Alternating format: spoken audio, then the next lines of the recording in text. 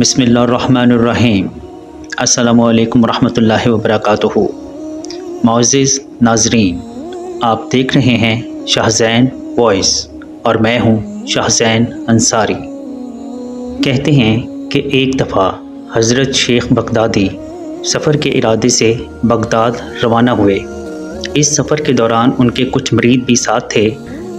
شیخ نے مریدوں سے پوچھا کہ تم لوگوں کو بہلول کا حال معلوم ہے؟ لوگوں نے کہا حضرت وہ تو دیوانہ ہے، آپ اس سے مل کر کیا کریں گے؟ شیخ نے جواب دیا ذرا بہلول کو تلاش کرو، مجھے اس سے کام ہے۔ مریدوں نے شیخ کے حکم کی تعمیل اپنے لیے سعادت سمجھی۔ تھوڑی جستجو کے بعد ایک صحرا میں بہلول کو ڈھونڈ نکالا اور شیخ کو اپنے ساتھ لے کر وہاں پہنچے۔ شیخ بہلول کے سامنے گئے، دیکھا کہ بہلول سر کے نیچے ایک اینٹ رکھے ہوئے دراز ہیں۔ شیخ نے سلام کیا تو بہلول نے جواب دے کر پوچھا تم کون ہو؟ میں ہوں جنید بغدادی۔ تو تم ہی وہ جنید بغدادی ہو جو لوگوں کو بزرگوں کی باتیں سکھاتے ہو؟ جی ہاں، کوشش تو کرتا ہوں۔ اچھا تو تم اپنے کھانے کا طریقہ تو جانتے ہوگے؟ کیوں نہیں، بسم اللہ پڑھتا ہوں، اپنے سامنے کی چیز کھاتا ہوں، چھوٹا نوالا بناتا ہوں، آہستہ آہستہ چباتا ہوں، دوسروں کے نوالے پر نظر نہیں ڈالتا اور کھانا کھاتے وقت اللہ کی یاد سے غافل نہیں ہوتا۔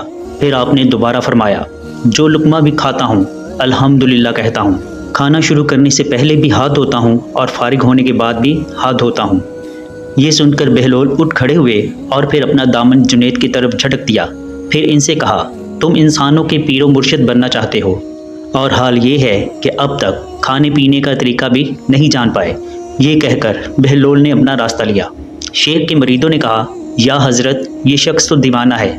آپ نے فرمایا ہاں دیوانہ تو ہے، مگر اپنے کام کے لیے ہوشیاروں کے بھی کان کاٹتا ہے، اس سے سچی بات سننا چاہیے، آؤ اس کے پیچھے چلیں، مجھے اس سے کام ہے۔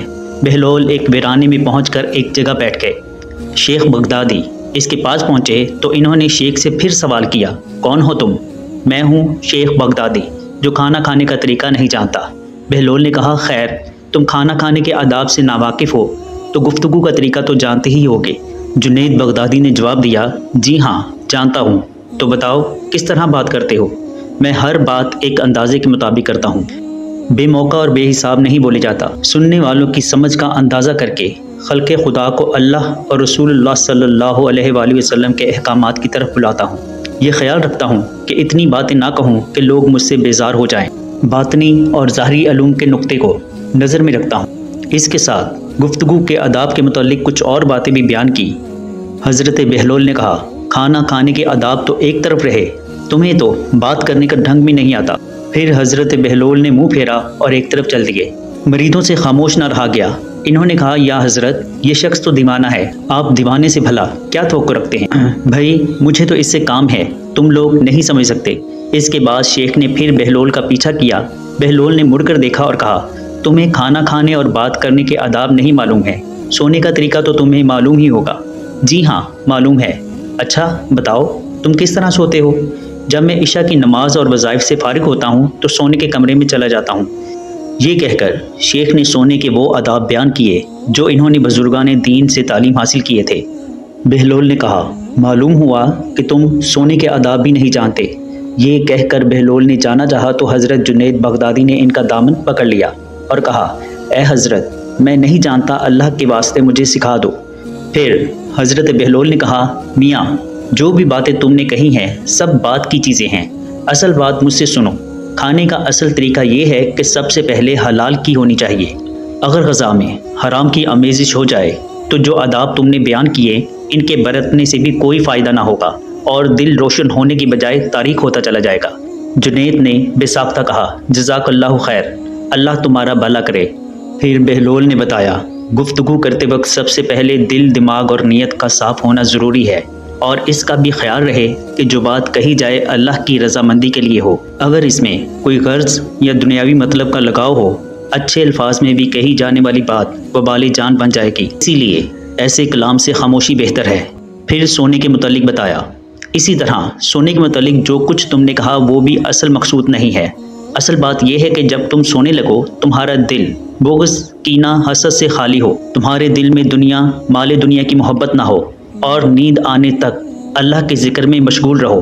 بہلول کی بات ہوتے ہی حضرت جنید بغدادی نے ان کے ہاتھ کا بوسہ دیا اور ان کے لیے دعا کی، اور حضرت جنید کے مرید یہ منظر دیکھ کر حیران رہ گئے۔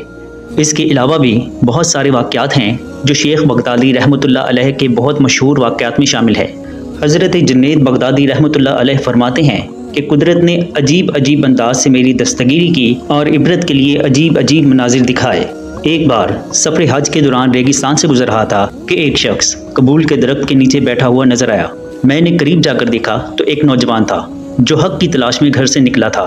لوگ آ رہے تھے، جا رہے تھے، مگر تم ایک ہی جگہ بیٹھے ہو۔ میں نے نوجوان سے لحاظ کیا، آخر اس کی وجہ کیا ہے؟ نوجوان نے بڑی اداس نظروں سے میری طرف دیکھا اور قصہ افسوس بنتے ہوئے بولا، اس پر ایک کیفیت طاری تھی، مگر جب یہاں پہنچا تو وہ کیفیت ختم ہو گئی۔ میں اسی کی تلاش میں بیٹھا ہوں۔ حضرت جنید بغدادی رحمۃ اللہ علیہ فرماتے ہیں کہ میں نے اس نوجوان کی بات سنی، پھر اپنا سفر جاری رکھا۔ پھر جب میں ارکان حج ادا کرنے کے بعد واپس آیا تو اسی نوجوان کو اسی جگہ پر دیکھا۔ اس جگہ سے تھوڑا ہٹ کر تھوڑا دور فاصلے پر بیٹھا ہوا تھا، مگر اس بار اس کے چہرے پر افسردگی کی بجائے خوشی کے آثار نمایاں تھے۔ میں قریب پہنچا اور اس نوجوان سے مخاطب ہوا، اب یہاں کیوں بیٹھے ہو؟ اس نے مجھ سے کہا، میری کھوئی ہوئی چیز مل گئی ہے، اسی جگہ سے ملی ہے۔ نوجوان نے پرجوش لہجے میں کہا، اسی لیے میں اسی مقام پر پاؤں توڑ کر بیٹھ گیا۔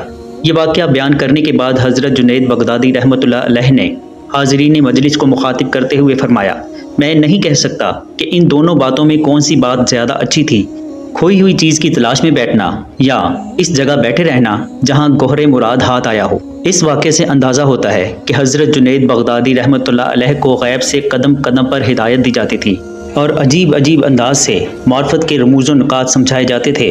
حضرت جنید بغدادی رحمۃ اللہ علیہ اپنی زندگی کا ایک عجیب واقعہ بیان کرتے ہوئے فرماتے ہیں، ایک دن میرا گزر کوفے کی طرف ہوا، وہاں سے میں نے ایک عالی شان مکان دیکھا جو کسی بڑے رئیس کی ملکیت معلوم ہوتا تھا۔ مکان کے چاروں طرف بڑی چہل پہل نظر آ رہی تھی، قدم قدم پر دولت کے کرشمے نمایاں تھے۔ اس مکان کے کئی دروازے تھے، ہر دروازے پر نوکروں اور غلاموں کا ہجوم نظر آ رہا تھا۔ ابھی میں دل ہی دل میں ان لوگوں کی بدقسمتی اور ریکوری پر افسوس کر رہا تھا کہ اچانک ایک خوشگرو عورت کی آواز سنائی دی۔ میں نے غور سے سنا، وہ عورت نہایت دلکش آواز میں ارشاد کر رہی تھی، اے مکان، تیری چار دیواری کے اندر کبھی کوئی غم نہ آئے، تیرے رہنے والوں کے ساتھ یہ ظالم زمانہ کبھی کوئی مذاق نہ کرے، جیسا کہ اس کی عادت ہے وہ بڑے محلات کو آن کی آن میں برباد کر دیتا ہے۔ جب کوئی مہمان بے گھر ہو تو ایسے مہمان کے لیے کیسا اچھا گھر ہے۔ حضرت جنید بغدادی رحمۃ اللہ علیہ نے عورت کے یہ اشعار سنے تو یہ فرماتے ہوئے آگے تشریف لے گئے، ان لوگوں کی حالت بہت نازک ہے اور سنگین ہے کہ دنیا اور اس کی رنگینیوں میں مکمل طور پر غرق ہو چکے ہیں۔ اور ایک مدت کے بعد اتفاق سے حضرت جنید بغدادی کا گزر اسی محل نما مکان سے ہوا۔ آپ نے حیران ہو کر اس نصرت کدے پر نظر ڈالی، کوئی نوکر غلام وہاں موجود نہ تھا۔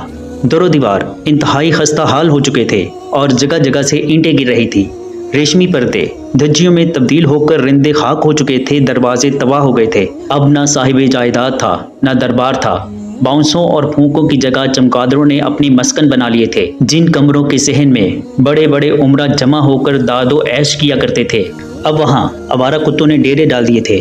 ہر طرف ذلت اور نحوست برس رہی تھی اور حاطف غیب یہ اشعار پڑھ رہا تھا، اس کی ساری خوبیاں جاتی رہیں، رنج و علم نمایاں ہو گئے۔ زمانے کا یہی مزاج ہے کہ تو ایسے مکان کو صحیح و سالم نہیں چھوڑے گا، لہذا مکان جس کے اندر محبت پایا جاتا تھا اسے وحشت میں بدل دیا گیا اور کیپسول کی جگہ ظہور اور ماتم برپا کر دیا گیا ہے۔ آپ اس بات کا اندازہ لگائیے کہ بزرگوں کی زندگی سے ہمیں سیکھنے کو کیا کچھ مل سکتا ہے۔ حضرت جنید بغدادی اور بہلول دانا کے اگر اعتبار کی بات کی جائے، ان تمام تر صورتحال کی بات کی جائے تو ہم صرف شاید یہی سمجھتے ہیں کہ صرف بات کرنا کافی ہے، صرف کھانا پینا کافی ہے یا سونا کافی ہے۔ در حقیقت جس طرح سے جس انداز میں حضرت بہلول دانا نے بات سمجھائی ہے کہ کھانے کی اگر بات ہو تو حلال کھانا سب سے اہم بات ہے، اگر گفتگو کی بات ہے تو سچ بات در حقیقت گفتگو کا محاصل ہے اور حاصل گفتگو کا سچ بات بھی ہے۔ جب تک سچ بات نہیں کی جائے گی جب تک سچ بات نہیں کی جائے گی، جب تک سچ نہیں کہا جائے گا، اس وقت تک گفتگو میں وہ رنگ ڈھنگ نہیں آ سکے گا اور گفتگو کا اثر نہیں ہو سکے گا۔ اور سونے کی بات جہاں تک ہے، اللہ کی یاد میں اگر آپ دن بسر کریں تو اللہ کی یاد میں آپ سو جائیں، یعنی اس میں جو مراد ہے وہ بنیادی طور پر آپ کی تمام تر زندگی بھی عبادت میں گزرنی چاہیے، اور موت کے وقت بھی آپ کی زبان پر کلمہ طیبہ لا الہ الا اللہ جاری ہونا چاہیے، اور یہ تب ہی ہو سکے گا جب ہم حقوق العباد پورے کریں گے، اور یہ تب ہی ہو سکے گا جب ہم حقوق العباد پورے کرتے ہوئے حقوق اللہ کی جانب آئیں۔ معزز ناظرین، آپ کو یہ واقعہ کیسا لگا؟ اپنی قیمتی رائے کا اظہار کمنٹ باکس میں لازمی کیجیے گا۔ اگر آپ مزید ایسے واقعات سننا چاہتے ہیں تو شاہ زین وائس کو سبسکرائب کر کے بیل نوٹیفیکیشن کو بھی آن کر دیجیے گا، اور یاد سے اس ویڈیو کو لائک کر دیں۔ آپ کی چاہتوں کا بہت شکریہ۔ اللہ نگہبان۔